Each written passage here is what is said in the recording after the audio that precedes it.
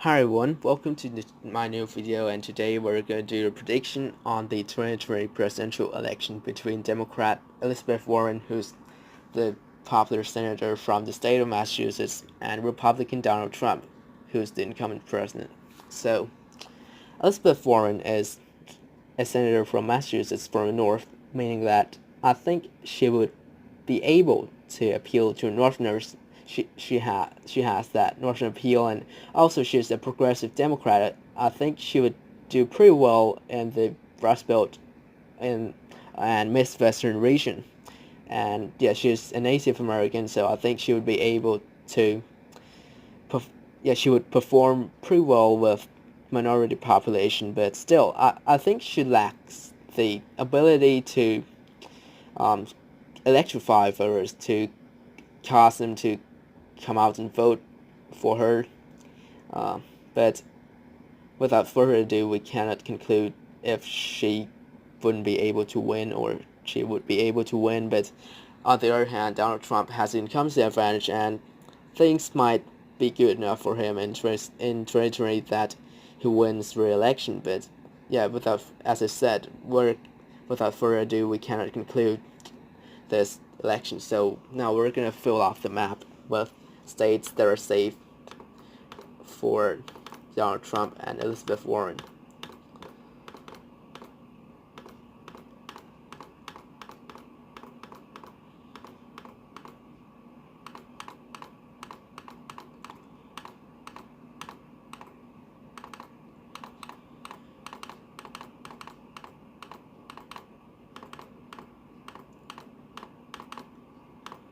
So this puts Elizabeth Warren at 179 electoral votes and Donald Trump at 180 electoral votes. So, oh yeah, I forgot to fill Vermont. So this puts Warren at 182 electoral votes instead. So, New Hampshire, this one I see going to Warren since she's a Northerner. She has that Northern appeal. I don't see New Hampshire going for Trump in this case. And also Maine, I don't see going for Donald Trump, except that one electoral vote, which he won overwhelmingly in 2016. So Donald Trump at 181 electoral votes and Warren at 189 electoral votes. So now Donald Trump would be able to carry the state of Arizona and North Carolina. These two states are pretty solid uh, Republican, and they're reliable Republican swing states. So yeah, I think these two would go for Donald Trump. As well as the state of Iowa, I see this one going for Donald Trump. And don't forget that Donald Trump's base is expanding and his approval rating is on the rise. So yeah, he would be able to carry a number of these states. But now, Virginia, this one I see going for Warren. Trump didn't win it in 2016.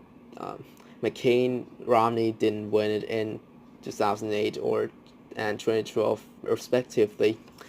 And the state of Virginia has literally moved leftward on the political spectrum.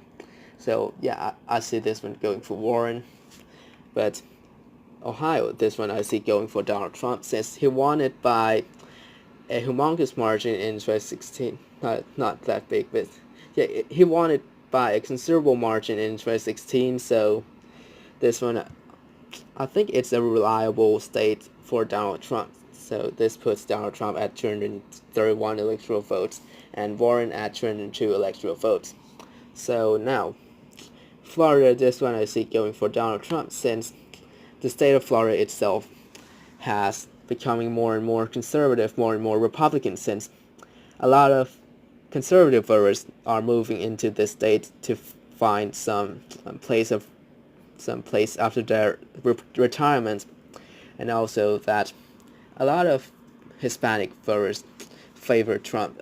A poll recently found that Trump's approval rating among Hispanic voters just took an increase. So I think that would help him win the state of Florida, but that wouldn't help him win the state of Colorado and New Mexico, despite these two states having a multitude of Latino voters. So these two states are pretty liberal. I see New Mexico is a stronghold for the Democratic Party, it can be said like that, because it's moved left for 4 years. So yeah, New Mexico without doubt would go for the Democratic Party, and Colorado, this one just for a Democrat in last 3 elections. So I don't see it going for Donald Trump, and Colorado itself doesn't align really with Donald Trump. So yeah, he would lose it. But Nevada, this one I see interesting. Donald Trump's approval rating here is high, but Elizabeth Warren may be able to carry it. So I'm actually gonna leave the state of Nevada for now. So we're going to Minnesota. This one I see going for Elizabeth Warren. I think the Democratic Party would be able to hold on to Minnesota's 10 electoral votes as well as.